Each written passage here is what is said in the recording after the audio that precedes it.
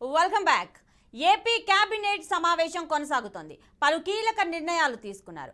జనవరి నుంచి సామాజిక పెన్షన్లు 2750 నుంచి 3000కు పెంపునకు మంత్రివర్గం ఆమోదం తెలిపింది.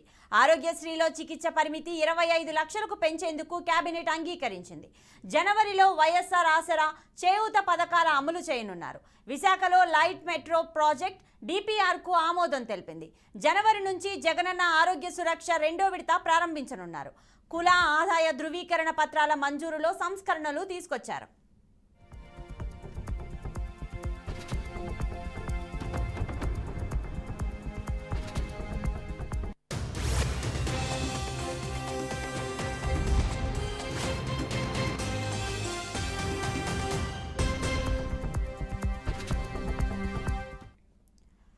మరి ఇప్పుడు జరిగిన ఏపీ కేబినెట్ సమావేశం గురించి పూర్తి డీటెయిల్స్ మా ప్రతినిధి అందిస్తారు. చెప్పండి. ప్రతిభ ఆంధ్రప్రదేశ్ సచివాలయంలో ముఖ్యమంత్రి జగన్మోహన్ రెడ్డి అధ్యక్షతన ఆంధ్రప్రదేశ్ మంత్రి సమావేశం కొనసాగుతుంది. 2 గంటలకు పైగా కేబినెట్ విషయాలపైన చర్చిస్తున్నారు. ముఖ్యంగా చూసినట్లయితే కనుక 45 అంశాల అజెండా తోటి కేబినెట్ సమావేశం ప్రారంభం కావడం జరిగింది. ఈ కేబినెట్ సమావేశంలో పలు కీలక విషయాలకు కూడా మంత్రివర్గం ఆమోదం పొందడం జరిగింది.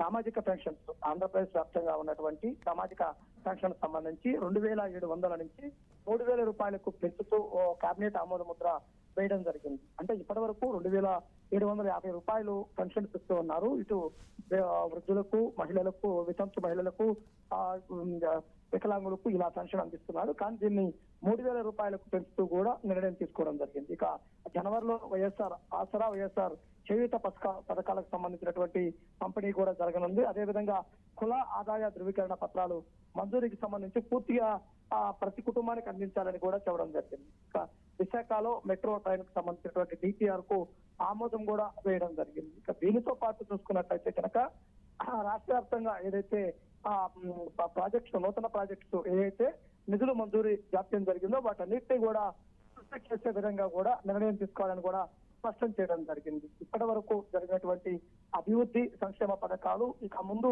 ఎలా కొనసాగించాలి ఏంటి అనే దానిపై కూడా పూర్తి స్థాయి నిర్ణయం తీసుకోవడానికి కూడా సిద్ధం కావడం జరిగింది. మొత్తం 45 అంశాలతోటి కేబినెట్ అజెండా తోటి కొనసాగుతూనే ఉంది. అదేవిధంగా మధ్యలో ఎమ్మెల్సీ బాబ్జీ ఎవరైతే చనిపోయారు రోడ్డు ప్రమాదంలో, వారికి 2 నిమిషాల పాటు కేబినెట్ మంత్రిమండలి సంబంధించి చూసుకున్నట్లయితే కనుక దిగ్భ్రాంతి వ్యక్తం చేస్తూ మౌనం కూడా పాటించి సంతాపం వ్యక్తం చేయడం జరిగింది. అంటే కేబినెట్ జరుగుతున్న సమయంలో రోడ్డు ప్రమాదానికి గురయ్యి పీడీఎఫ్ ఎమ్మెల్సీ మృతి చెందారనే వార్తను నమ్మటనే కేబినెట్ మంత్రిమండలి మొత్తం కూడా ఆయనకి సంతాపం ప్రకటిస్తూ కూడా నిర్ణయం తీసుకోవడం జరిగింది.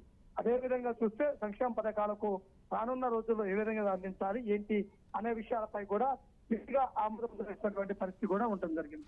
2 గంటల పైగా కొనసాగుతున్నటువంటి కేబినెట్ ఇంకా కేబినెట్ సమావేశం కొనసాగుతూనే ఉంది. మరి కాసేపట్లోనే ముఖ్య అవకాశం కూడా ఉంది. అదే విధంగా చూసుకున్నట్లయితే కనుక రాష్ట్రంలో భూ సురక్ష ఏదైతే ఆరోగ్య సురక్షకు సంబంధించినటువంటి పథకం ఉందో దాన్ని రానున్న రోజుల్లో 2వ విడత హెల్త్ పరంగా 2వ విడత ఆరోగ్య సురక్షకు కూడా ఆమోద ముద్ర వేసి ప్రతి ఇంటికి వైద్యాన్ని అందించే ఉద్దేశంతో ఆ పథకం ప్రవేశపెట్టారు.